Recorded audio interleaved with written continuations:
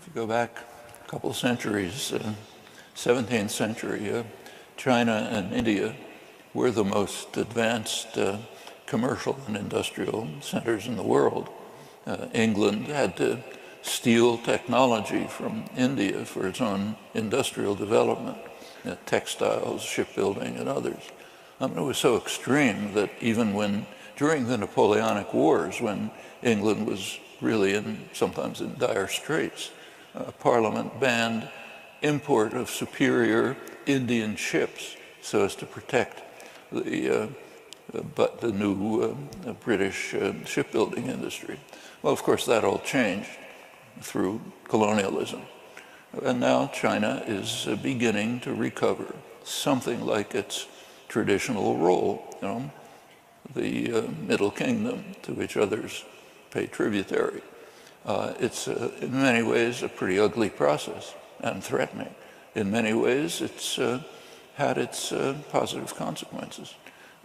Will China, there are now books coming out. In fact, there have been for decades.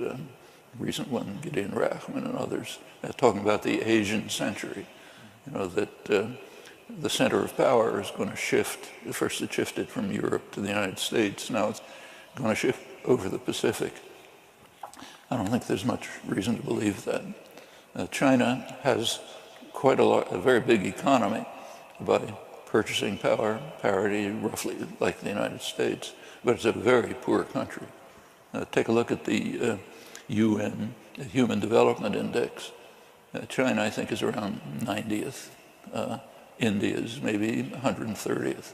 And they've been pretty well stuck there. They have plenty of huge problems that we don't face. Also ecological problems.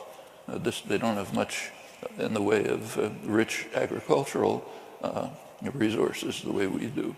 And that's being destroyed. China is taking sensible, significant steps towards addressing the environmental catastrophe. It's kind of astonishing that today the world is looking to China for salvation as the United States is going backwards. That's an astounding fact. And China is doing it, but they have plenty of problems. I think it'll be a long time before they become anything like the Western powers in wealth and privilege. Now, United States power has been declining.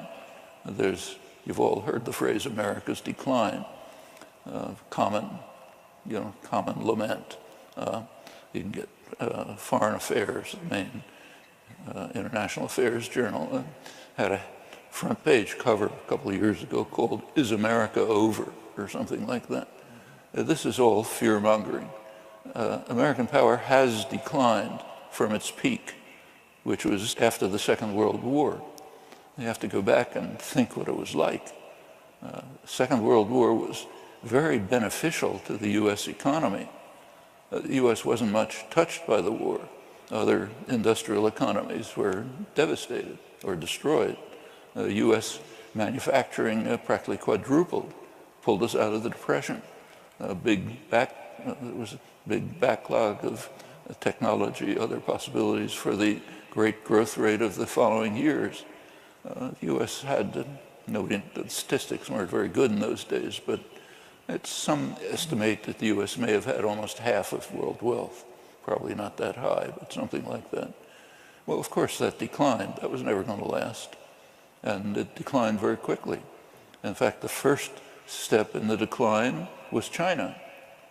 In 1949, an event took place which is called in modern U.S. history the loss of China, which is a very revealing phrase.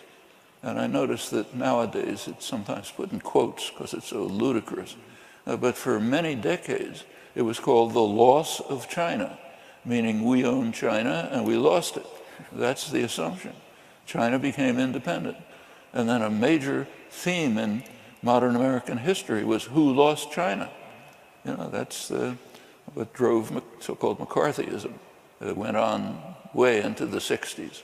John F. Kennedy, when he was escalating the war in Vietnam, was saying he didn't want to be accused of being the person who lost Indochina as if it's ours to lose. That declined. That was a serious blow to U.S. power. But the U.S. still remained by far the most powerful country in the world. If you look at the U.S. by the 1970s, the international economy was becoming what's often called tripolar, three major centers. North America, based in the United States, Europe, based mainly in Germany, and East Asia, which at that time was based mainly in Japan. Now it's Japan, the Asian tigers, and a rising China. And that was, Northeast Asia was already the most dynamic industrial area. But a lot of it is derivative. So if you China is a huge assembly plant. If you take, say, your iPad, it's the company who designs it is Apple, biggest corporation in the world.